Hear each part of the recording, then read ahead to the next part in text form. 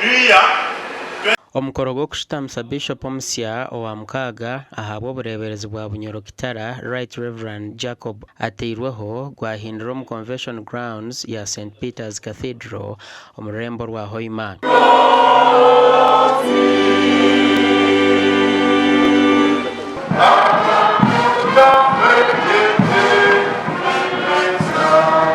He has begun that we may be found perfect at that day through Jesus Christ our Lord. I will summon the synod at regular periods and on such occasions as may be required from time to time by the synod. So help me God. Gwaikwaho omugo w'obukama bwa Bunyoro Kitara Margaret Karunga Adieri, omukiro w'obukama Andrew Kirungi Byakutaga, ba minister hamwe n'abebembezi abandi. I, Right Reverend Samuel Kahuma, do now relinquish my episcopal jurisdiction over Bunyoro Kitara Diocese, praying that God's blessing may continue to rest upon his servant Ateiweho Jacob. Bishop Nathan Ahimsiwe omureberezi wa South Ankole niwe yayebembera okuburira kandi yashaba abakristayo okunikira okujunwa.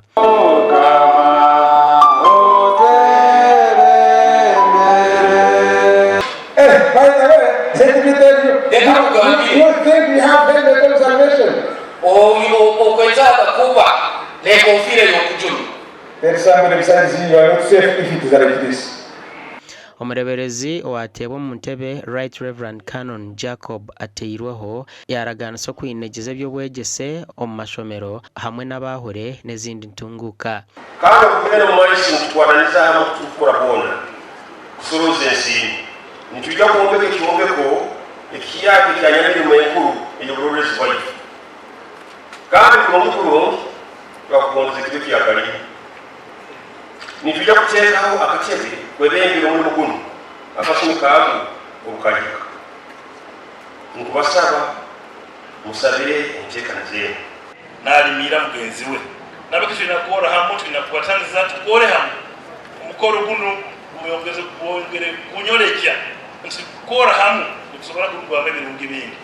Ishabareberezi w'ekkanisa ya Uganda Stephen Kazimba Mugalu yashaba Uganda okwongera amaani omu kurwanisa ebikorwa ebirikuteganisa entunguka omu ihanga. Join the fight. Some younger people who were arrested recently, I pray that they should be released and be able to follow the right procedure. Those who have been put in prison for small debts could be released to go home and work to pay these debts instead of keeping them on remand for so long.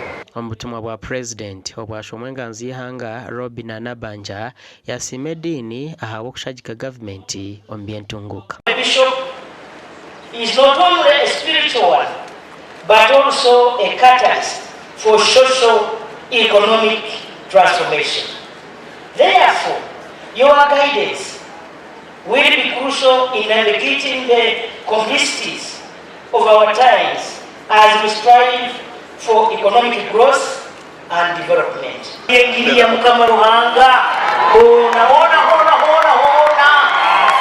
President yahereza Bishop omutyatya gwa motoka Toyota Land Cruiser na miliyoni 30 kandi abakristayo bahereza Bishop wa Humura emotoka ya Harrier Kahundo.